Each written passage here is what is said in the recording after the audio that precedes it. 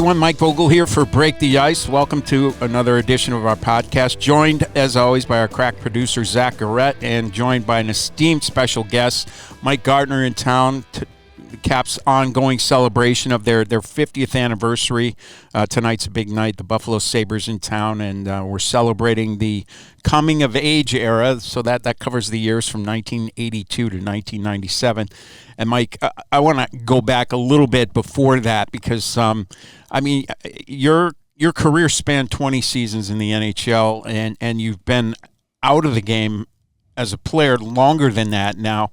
And I just think you have such a unique position in the history of the game that you played with and against so many of the great players of all time in NHL history. So I want to kind of look back at that. And you also came of age at a different time in the OHA, now the OHL, and the way that things were operated in that league. You played in the WHA. You're affiliated with the Hockey Hall of Fame. You've got such a broad resume and association with the game. So I definitely want to touch on some of those other items. But first, welcome back. It's always great to see you here. Well, thanks, Mike. It's always good to be here. I have deep roots in Washington. It's where I first started my NHL career. Two of my three kids were born in Maryland, and I have such wonderful memories of the almost 10 years that I played here in Washington. And you were part of that bridge from the kind of the dark early days, the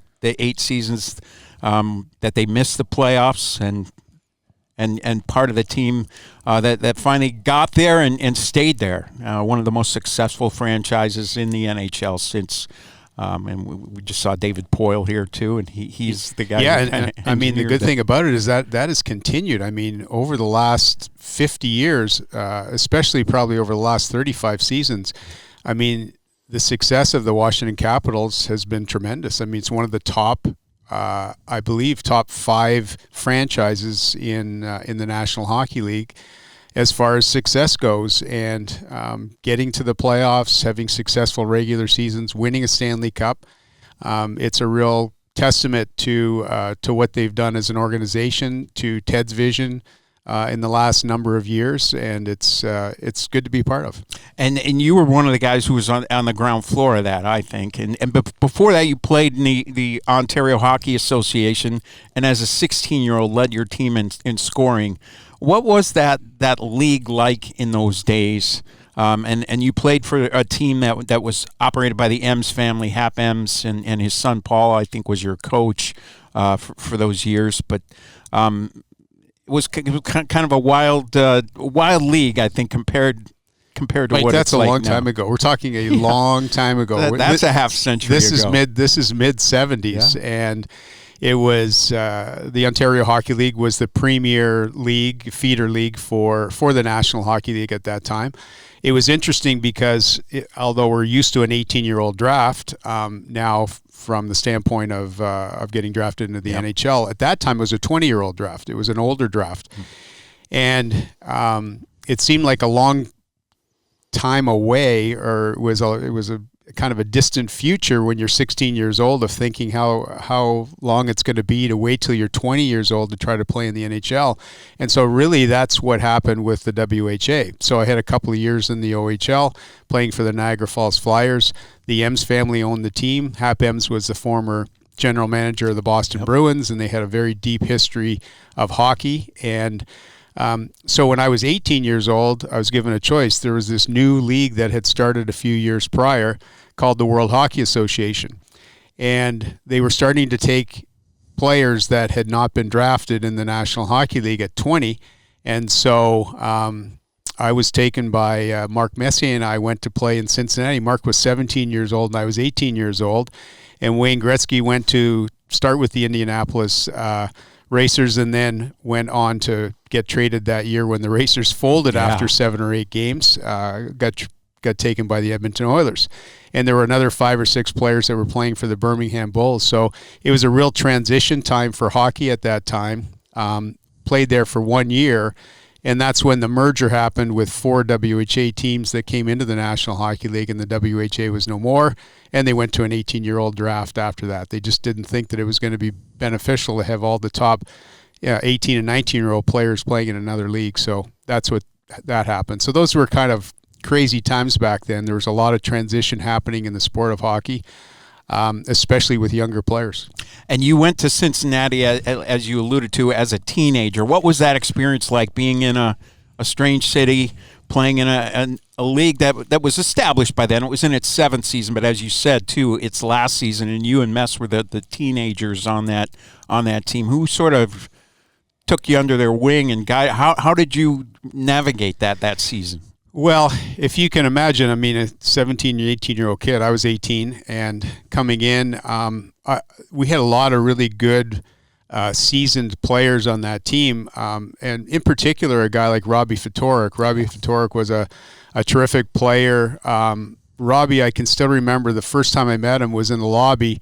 He came down to kind of, greet me coming in, and he said, "Hey, Mike, do you have a vehicle?" I said, "Hey, Robbie, I got nothing here, And I said, I'll just try to hitch rides to the practice and stuff." So he handed me the keys to his Jeep and said, "Here, just use this as long as you need it, and I'll take it back whenever you want." So that was my introduction to Robbie Ftorek and the Cincinnati Stingers. But we had some terrific players. Barry Melrose was on the team at that time, and Barry was a great veteran guy that we had. Rick Dudley, who was my roommate, and wow. I tell the funny stories of Rick Dudley.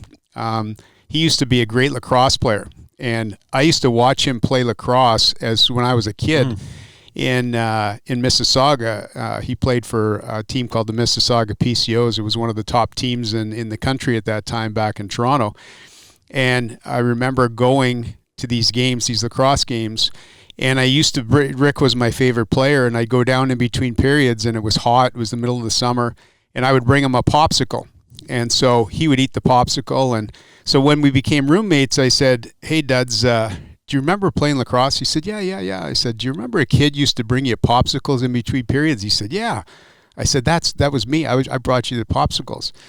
And he said, "Oh, Mike," he said, "I feel so old right now." So we had a good team, and they certainly took me and Mess under their wings and made sure that we were have as smooth a transition as we possibly could as teenage players. And as you said too, that was after that season was the merger, and the Stingers and the Birmingham Bulls were kind of paid to gently go off into the night, and they kind of folded up shop there. But at that point, now most of you guys who had played that season were eligible for the upcoming, and this is where what used to be known as the amateur draft became known as the entry draft, because not all you guys were amateurs in the 1979 draft.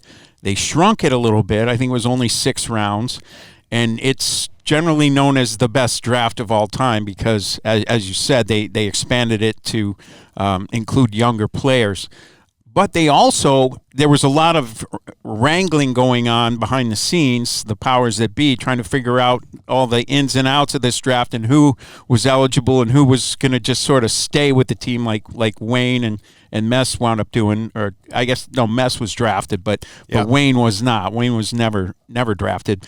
And that draft didn't take place until August. What was that summer like for you, just sort of waiting to hear when this was going to take place so that you would know what your NHL future was going to wind up being? Yeah, and the draft was, because it was changing and because it was a double cohort year, and one of the reasons why it was one of the best years, if not the best draft year, was because there were actually 2 age categories at the same time. So a lot of players, good quality players, future Hall of Famers were drafted that year. But it did get dragged out over the course of the summer. So instead of having this big, huge production of a draft in June that we see now, we waited till August. It was over the phone, so you didn't know what was going on. I knew that the draft was happening that day, and kind of stay by your phone type of thing. And then getting the call that I had been drafted by the Washington Capitals, their first pick, 4th overall. It was pretty cool because I wasn't 100% sure exactly where Washington, D.C. was on the map, so I had to pull out the old map. Couldn't pull up Google Maps back at that time, so I had to figure out where it was. And so was pretty excited. I had an idea because Roger Crozier was part of the Washington Capitals staff at that time, and he had been telling me we really want to take you with the pick, and just a matter of whether you'd be available at the time, and I was, and they took me. And you came here, and Max McNabb was the GM in those days. What was it like hitting the ground and having that year of experience as a pro? I'm imagining you weren't too deer in the headlights or anything. This would have been the fall of 1979 and the beginning of your NHL career.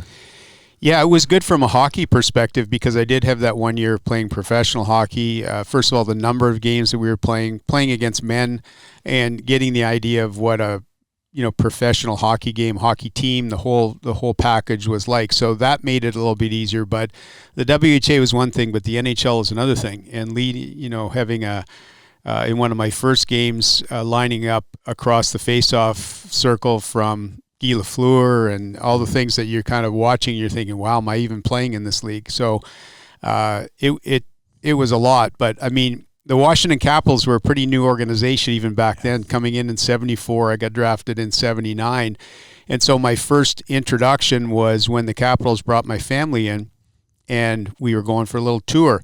And the guy, they picked us up in a nice limousine, and we're taking a little tour, and we're on the Beltway, and we're going past the Capitol Center.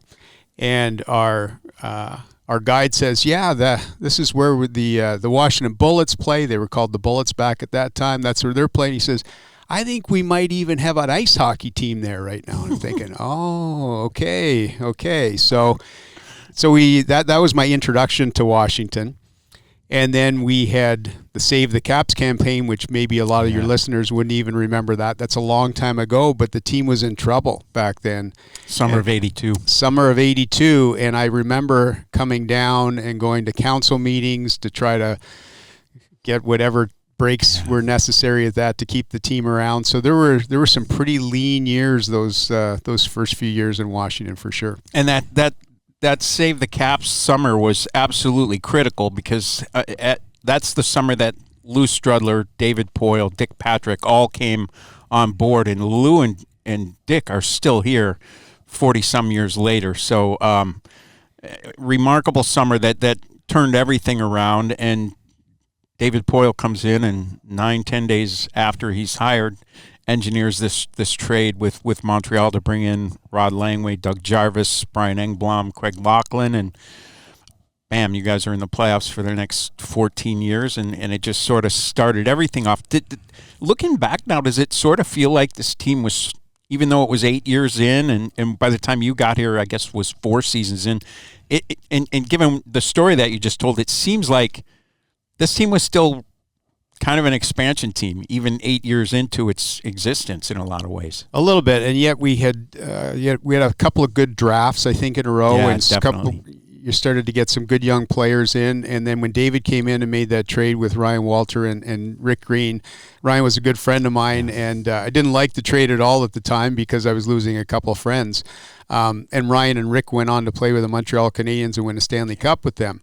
But on the other side, we got 4 quality players with Rod Langway and Craig Laughlin and Dougie Jarvis and Brian Engblom. I mean, they solidified our team from the perspective of we had 4 great players coming in with a lot of experience, and it stabilized our team. And then we were able to build the little pieces around there over the next couple of drafts, and all of a sudden we have a lot of really good hockey players, and we have a really good team. And so we didn't just make a gradual ascent; we made a drastic ascent, and I think that was the beginning, really, of the stabilization of the whole franchise, and kind of took over from there. And David's in town here as well, and we had breakfast this morning, so we were talking about a lot of those things. And I said, looking back on it, we probably should have won the Stanley Cup in one of those years in the early '80s, early to mid '80s, but probably, different things, not scoring at the right time, maybe not getting the right save at the right time, maybe playing against teams that were also having 100 points in the first round, the way the playoff system was set up back in the old Patrick division, and having to play inter division playoff series in the first rounds. But it certainly was a really good start to the franchise. And if I remember right, when the Caps came into the league, they were in a division with Montreal. And so Montreal won the 4 straight cups, and then there was a realignment, and they got put in a division with the Islanders, and they wind up winning 4 straight cups. So it was Caps were in divisions from which Stanley Cup champions came. So I don't know that probably didn't matter those first few years. They weren't going to win anyway. For sure. However, the years where we had good teams getting 100-plus point seasons and playing against the Islanders in the first round, so who also had 100-point seasons, was a difficult way to start the playoffs every year. And also those series, some of those series were best of 5, and I don't feel like that always produces that always gives you the best team. At the end of those series, I think best of 7 works best for that. What was it like to finally get over the hump, to finally be playing meaningful games throughout the season, and to be rolling up 100-point seasons, to finally win a best of 5 series and then win a best of 7 series? What did that feel like, having been here during those lean years? Well, it felt good. It felt like what it should feel is being in the playoffs. But once you get in the playoffs, it's a whole other season really that starts. It's a different form of hockey. Back in that time, I mean, there was a lot that got let go. It's not the same rules really that are played today, and so the game kind of ground down. So you had to have the type of team that could play in the playoffs, and then there's moves along the way, and it takes a little while. And so unfortunately, you can't just make the playoffs usually and win the Stanley Cup like the Vegas Golden Knights did a few years ago. But it's a process to go along the way, and it's very difficult to win in the playoffs. It is now, and it was back then, especially when we were playing against teams that were dynasties, like with the early Islanders, and then all of a sudden, even if you got through to the finals, which we never did at that time, playing against the Edmonton Oilers. I mean, so there were tough teams, and you were able to put together a lot of really quality players on a team in a franchise and hold on to them for a long time just because of the way the rules were. So, but it really felt good to get to that stage, though. You played in an era too where guys typically a lot of players held jobs in the off season or did work in the off season, didn't necessarily work out or train their bodies 365 days a year seems to be the norm these days. But you seem to keep up absolutely with your legs in the off season. Your calling card was your shot and your speed, and your legs were like pistons. Just watching you skate and watching you fly up and down the ice, even into your mid to late 30s, you were still among the fastest guys in the league. What went into that? How? Because I think you were kind of the outlier in that regard in those days. Well, I was maybe an outlier, but it was starting to change quite a bit. When I first came into the league, it was like you had mentioned, players didn't really take the off season all that seriously in general. But the younger players coming in would, and I certainly fell into that category. Yeah. I only took a few weeks off at the end of a season, and then I would start my training routine, took care of myself physically, and I would be training all summer long and go on the ice in August and start again. So when I came to training camp, I was in really top condition, and there were a number of players that were in that category, and there were some that weren't. And it was very obvious in training camp who spent the summer training and who spent the summer not training. So that started to change, not just for, as you would say, an outlier, but it was starting to change in general. And you kind of take that and you fast forward that to today's game, and honestly, I mean, these players are machines. Yeah, they are. And they know that it's their livelihood. It's big business, and they take care of themselves. And not only are they staying in shape during the off season, they are getting in better shape. They're working on things that they need to improve on, whether it be their physical attributes, whether it be skills training. Like guys are. So let me give you an example. So Wes Jarvis and I, former teammate in Washington here, we own 3 hockey arenas in the Toronto area, and we do all kinds of training, have done that now for 29 years. And in one of our facilities, Gary Roberts has one of his training facilities and his guys. So he trains the pros at one of our rinks in Richmond Hill, just north of Toronto. And so we have a lot of the pros come in the summer, in the early summer especially. And so Connor McDavid comes in, and he's training, and I'm watching him on the ice, and I'm watching him train, and he is the hardest working guy there. Here's the best player in the world, and he is in June, he's training hard, and he's getting better, he's getting stronger. I mean, does Connor McDavid really need to get better? But that's what so other players come and see that, and they go, well, if he's doing that, I guess I better do that, or I'm going to really get left behind. So that's how players train mostly across the board now. And that's not just the top players. The players that are trying to make a spot on a team, they know that if I want to either keep my job or get a job, then I need to train that hard too. And so that's the type of mentality that it is right now. And I think the players across the board are much more physically fit and focused, certainly than the majority of the players in our era. I think one of the other big changes in the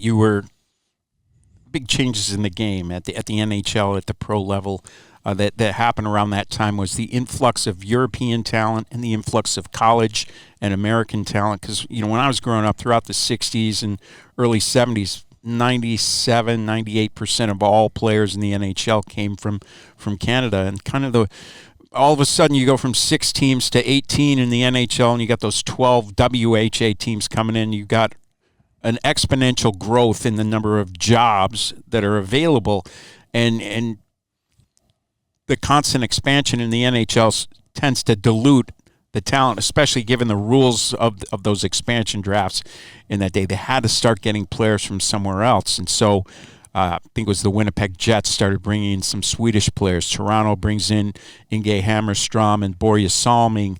And finally now we get an influx of players from other parts of the world. American players start getting drafted a little bit, and college players, even if they don't get drafted, they wind up getting signed as free agents.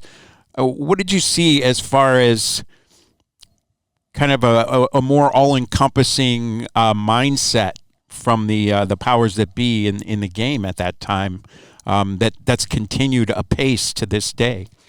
Yeah, and I think it was all predicated on one fact, and that was that teams in general needed to try to get an edge on other teams, and they were going to do it by simply taking the best players wherever they were. And so whether it was in Washington's case, we take a guy like Milan Novi, who I think defected in order to get here, and then we're talking about Eastern European countries where they were still under some type of communist rule and they needed to actually defect, versus the Scandinavian players out of Finland or Sweden that were just drafted and came into the league. And so as those players started to come into our league, then what happened is that made hockey that much more interesting in other areas. And of course in the United States, which was in the throes of, okay, maybe it's just kind of Massachusetts and Minnesota and those cities, and then all of a sudden now, with Gretzky going to LA, and then now there's LA going on, and there's a whole bunch of kids wanting to play hockey there, and then it kind of goes down into St. Louis, and then now it's all over the entire country, right? I mean, down into Florida, there's Texas. I mean, there's more professional hockey teams in Texas than anywhere. I mean, figure that one out. So you could see the influx, and it really was not that we were being, I think in general as a hockey culture, that we were being fully inclusive of everybody. We just wanted to get the best talent. The best talent wasn't always in Canada. It was in other places. And so that Canadian number that at one time was almost 100%, has continued to drop, which of course it will continue to drop because Canada, although a big geographic country, is not a huge country from a population standpoint. There are more kids playing minor hockey in the United States than there are in Canada by a margin. And so I think that that's just kind of continued. It started then, and it's continued and will continue in that same vein. And when you retired from the game after the 97-98 season, you had you still have 708 goals, but I think you were 5th in the on the all-time list. I think you're 8th now. What's it been like for you to see a guy like Alex Ovechkin, who came along just a few years after you retired, and to see what what he's been able to do in a kind of a different era as far as goal scoring, goals, goaltending, goaltenders equipment, the removal of the two-line pass, all that sort of thing. It is a different game now, but to see a guy like him come along and be on the cusp of breaking Wayne Gretzky's all-time record now. Yeah, I mean, Ovi is such a unique case. You have players that had been playing. You're right. When I retired, I was fifth on the all-time league. Then Brett Hull passed me because he was only a few years behind, and then obviously Jaromir Jagr kind of comes up, and then Ovi kind of comes crashing through that 700 level, 600, 700, 800. But watching him play over the years has been I've really enjoyed it, because let me tell you that Ovi's a big man, right? You don't realize it until you actually meet him, and he you think, oh, great goal scorer. You don't really think of a big man being a great goal scorer, but certainly Jagr did it, and Ovi's doing it. But he's so smart in the way there's so many things that I could talk about. We could spend the rest of the time just talking about Ovi and my observations on him. But so, for instance, this year before he got hurt, I mean, he's been maybe the most impressive thing is he's been durable. He hardly ever misses a game. And the time that he actually is missing time was the weirdest kind of thing. It was barely a hit. It was just a weird kind of fluky thing. But at the time, he's leading the league in goal scoring. And, all along his career, the big thing that he does is he shoots the puck. He has always led the league either number one or top 5 in shots on goal. And he's getting 350, 400 shots on goal. His shooting percentage is 10, 11, 12, 13%. Maybe the odd time you get 15%. This year, 23%. Yep. So it's like, I don't think you can keep that up. And there's no, you can't figure it out. Like if you ask Ovi, why are you actually scoring on more shots? I'm sure he'd say, I have no idea. I'm doing the same thing that I've done for the last 18 years. I don't know why it's that way. But it was that way. But between his durability, between the quick release of the puck, between the volume of his shots that he takes on goal, and the biggest thing with Ovi is there's very few, if ever, I've seen anybody get into a crease in a shooting position for a split second when it's necessary. You could watch Ovi on a power play, for instance, for a minute and 48 seconds, and he doesn't even really move. But he watches the play, and he knows that, okay, it's coming to me like right now, and I need to be ready for that, and my stick needs to be open for that for 1 second.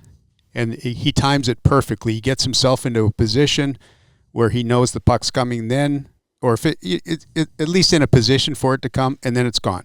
Or he's in the slot, and he just wait. You can be covered. Doesn't matter if you're covered.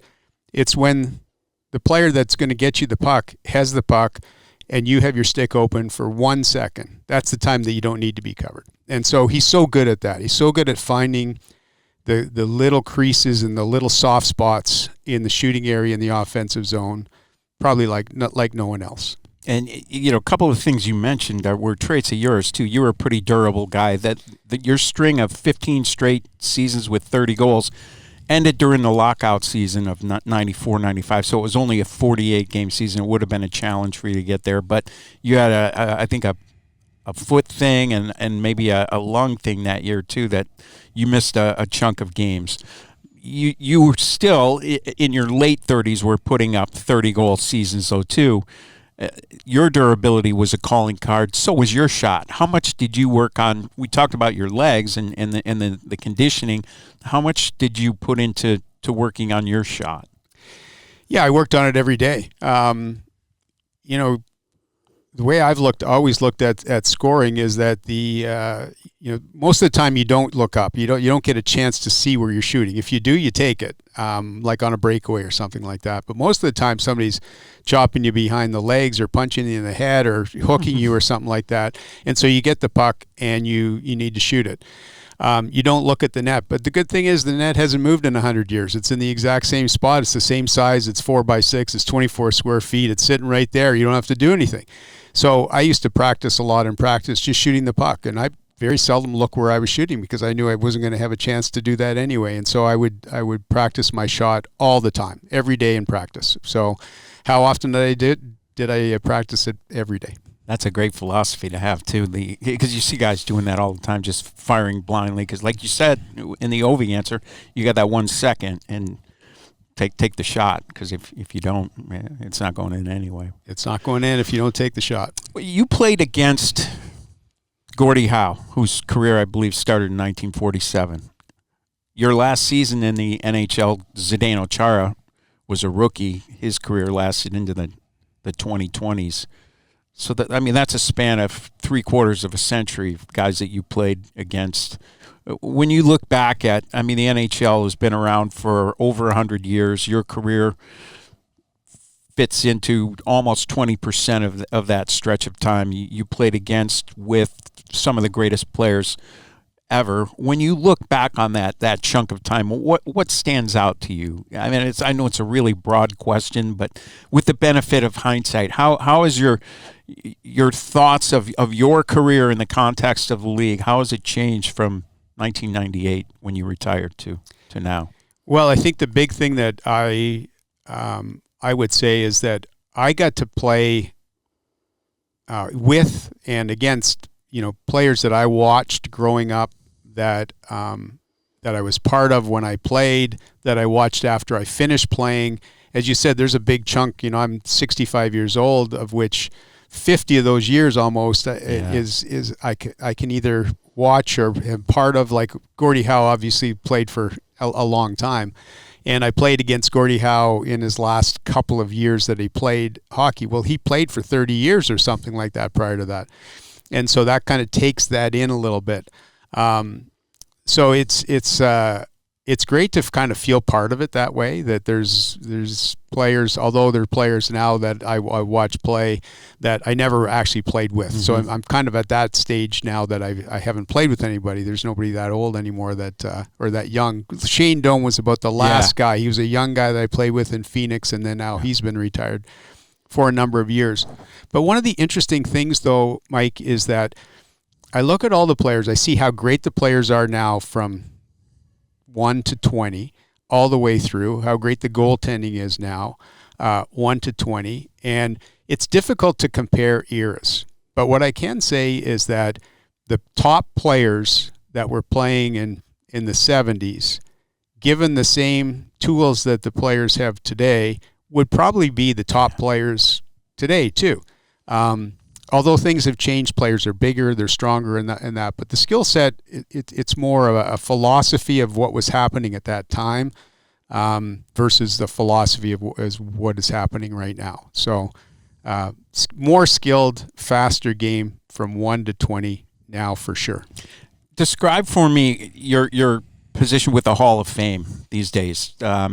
What that entails. I think, are you chairman of the board? Is that the... Yeah, so for the last 15 years, I've been on the selection committee, as is David Poyle. Mm-hmm. In the last 2 of those years, I was the chairman of the selection committee.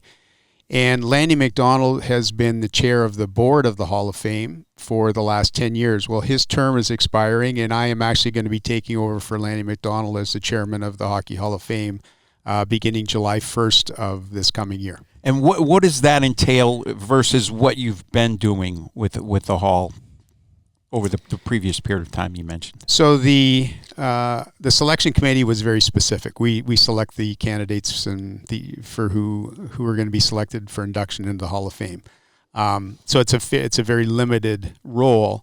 The chairman role is a little broader, obviously very focused on running board meetings. We have a number of board meetings during the course of the year, helping with sponsorships and different things. Although there's a president and CEO who actually runs the Hall of Fame, Jeff Denemy, who's actually retiring now, so we'll be replacing him soon. And being at Hall of Fame type events, and certainly for the 4 days that happen during induction weekend, it's a much more public position. So that's what I'll be doing there, and really looking forward to it. The Hall of Fame is in great condition right now. The board is very strong and active. It's run well. Everything is really good. So I just want to make sure I don't screw it up. Well, I think you guys do a great job, and I know that the selection committee is a thankless job. It's a tough gig, but I think I look and see the people who are on that committee, and I know it's in good hands, and especially with guys like yourself and David Poyle there, and just our conversation here reinforces that, because I know that you have such an astute knowledge of the game at all levels. I think you could have coached. I think you could have been. I know you did dabble in broadcasting a little bit. I think maybe when your career was even still going. I did a little bit of that, and when I first retired, I did several games for ESPN, and they actually asked me if I would consider doing a bunch of games the following year, and I just thought, you know what, I don't want to be on the road that much anymore. Yeah. So just kind of did a little bit of a pivot at that time. And your business with Wes has been, as you alluded to earlier too, has been going great for like 3 decades now. So love the fact that you're still involved in the game. I know I hear from a reliable source that you still lace them up and you still play as well, and you look like you could still play. So it's always great to spend time with you, Mike. Welcome back to Washington. It's great to have you here, and thanks for hanging out with us for a little while here on Break the Ice. My pleasure, Mike. All the best.